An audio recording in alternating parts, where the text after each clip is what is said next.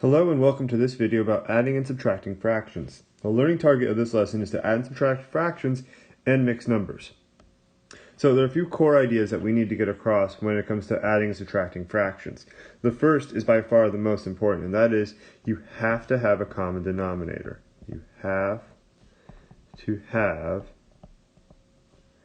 a common denominator.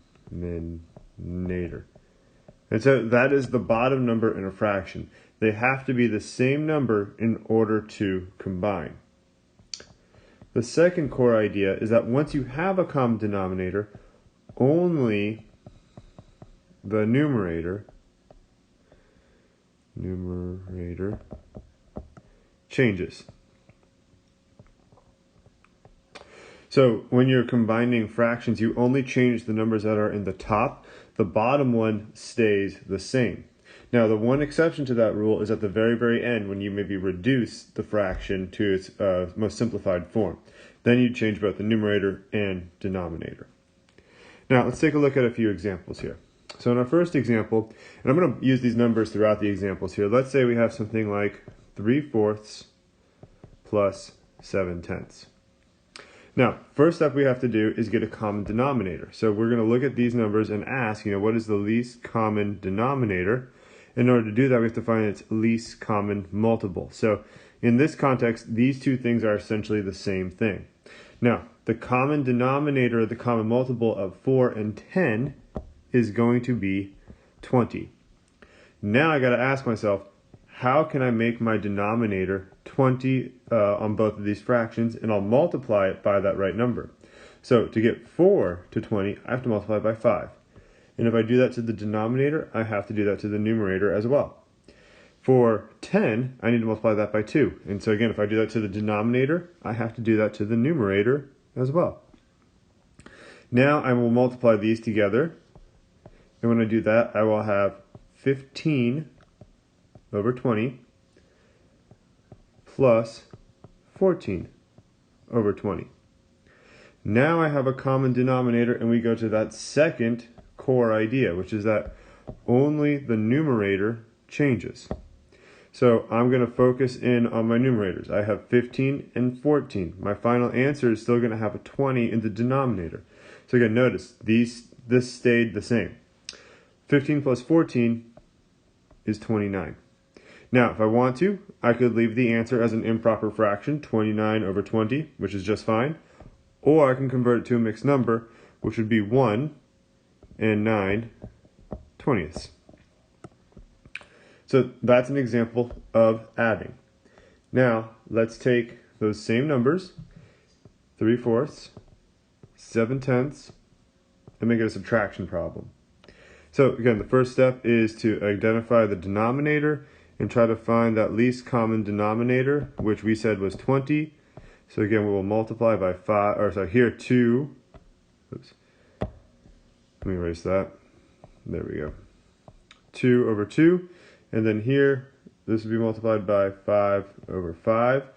And so again, we have 15 over 20 minus, this time minus 14 over 20. Now again, keep the denominators the same. Our final answer is going to be in 20ths. And now we're just applying the subtraction to those two numbers right there. 15 minus 14, 1/20. We box it, walk away. So those were examples of using just regular fractions. Now we'll talk about using mixed numbers and how we incorporate mixed numbers into, or how we add and subtract with mixed numbers. So for this third example, let's say we have something like 3 and 1/5 plus 1 and 1/3. Now there's two ways we can go about it. One way is that we make these improper fractions and deal with the improper fraction. So let's start off with that. Now to do an improper fraction, I like to kind of think of this idea, from going to a mixed number to improper fraction, is you make a C. Down here you multiply, up here you add. So we'll go 3 times 5, or 5 times 3, which is 15, plus 1 is 16. So we have 16 over 5, plus, and then again do the whole little C trick. So 1 times 3 plus 1 would be 4 over 3. So at that point, you get a common denominator. So here it would be 15, so we'd have to multiply this by 3 and this one by 5. And then you make sure you do the same thing in the numerator. And so we'd have 48 over 5 plus 20, over 15 over 20 plus 20 over 15. And that would give us 68 over 15. So that's one way to do it. I'm now going to erase that work, and I'm going to show you another way to do it. The other way to deal with it is to focus on the number and the fraction separately. And to do that, it sometimes helps to write these vertically. So I'll go 3 1/5 plus 1 1/3. So here, I can very easily do 3 plus 1 to get 4. Then, off to the side, I'll focus on the fractions. 1/5 plus 1/3. Get that common denominator. So here in this case, it's going to be 15. So the one on the left would be 5 in the denominator, 5 in the numerator, and then 3 over 3 to get 3/15 plus 5/15. And when we add them together, that would give us 8/15. Now, if we were to put this into a improper fraction, 4 times 15 is 60 plus 8 is 68 over 15. So either way you can do it. It depends on maybe what you're more comfortable with. I would say the fail-safe is to switch them to improper fractions and then to work with them there. But sometimes that means you're dealing with larger numbers, which can be a little more complicated, especially if you need to put it in a mixed number at the very end. Now, let's talk about a harder example. We'll use the same numbers.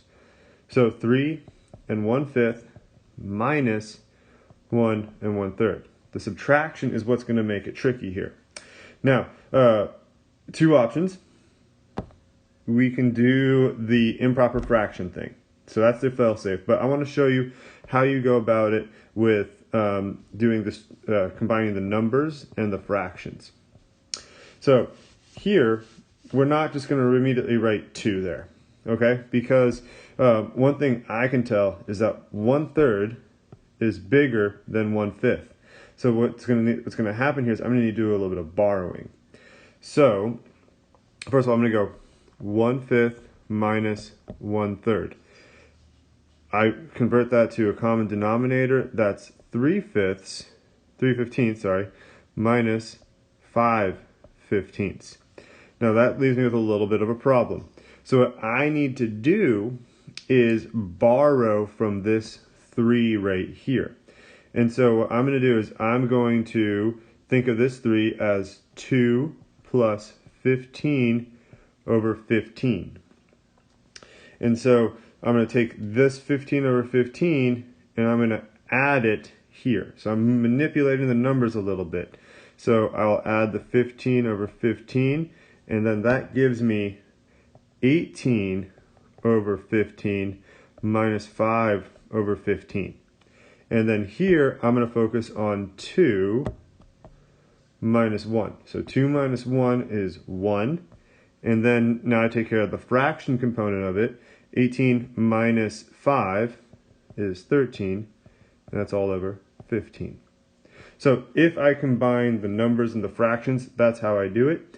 You'd get the exact same answer if, again, you go to improper fractions. And then you avoid the whole needing to borrow thing. But I wanted to show you an example of that because you will run into that from time to time, and that can be tricky. So that was a brief little snapshot of how to add and subtract fractions. Just to recap, you have to have a common denominator, and then only the numerator changes. So if you're doing those two things, odds are you're going to be doing fine. Good luck with your homework, and let me know if you have any questions.